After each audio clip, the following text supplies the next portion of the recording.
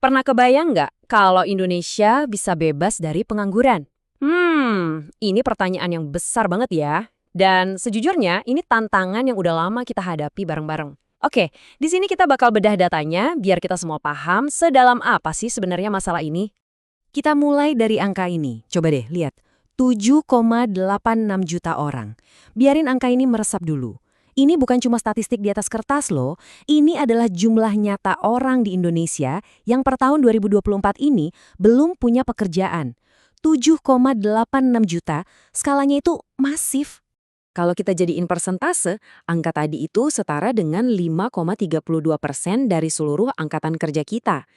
Tapi ingat, di balik angka dan persenan itu ada cerita. Ada harapan yang mungkin tertunda, ada perjuangan individu, perjuangan keluarga. Ini bukan cuma soal ekonomi, ini soal manusia. Nah, biar lebih kebayang, coba kita bandingin sama negara tetangga. Ternyata di kawasan Asia Tenggara, tingkat pengangguran kita itu termasuk salah satu yang tertinggi. Kita sedikit di atas Filipina dan jauh banget di atas Thailand.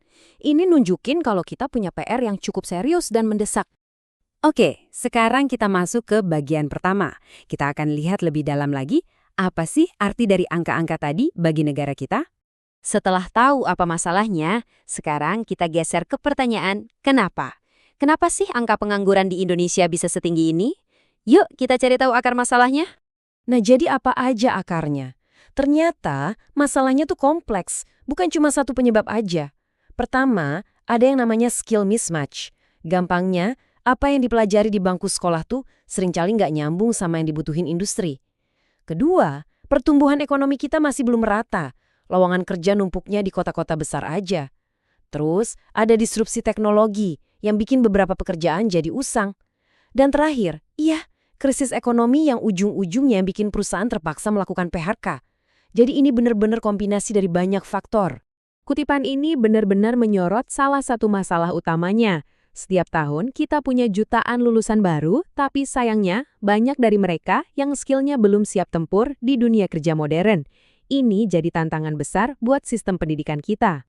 Menghadapi masalah yang serumit ini, pemerintah tentunya nggak tinggal diem dong. Mereka sudah meluncurkan strategi yang punya banyak cabang untuk coba mengatasinya.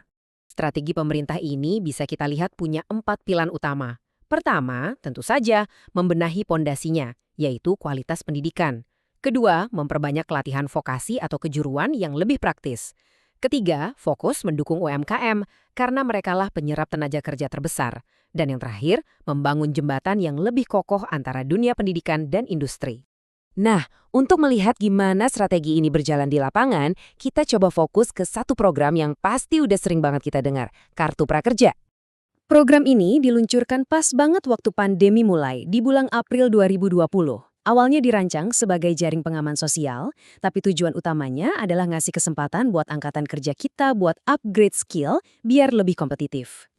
Dan pemerintah benar-benar serius dengan program ini. Coba lihat angkanya. Dari 2020 sampai 2023, lebih dari 55 triliun rupiah digelontorkan untuk Kartu Prakerja.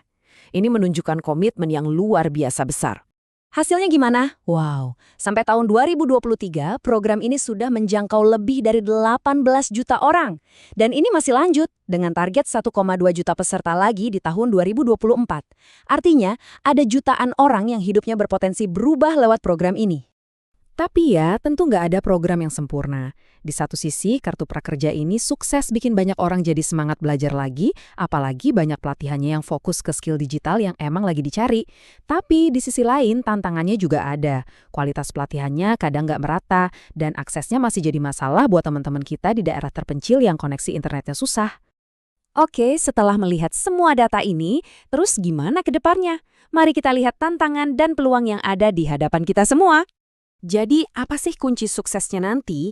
Jawabannya ada di kolaborasi. Harus ada sinergi yang kuat banget antara pemerintah, sektor swasta, dan kita semua sebagai masyarakat.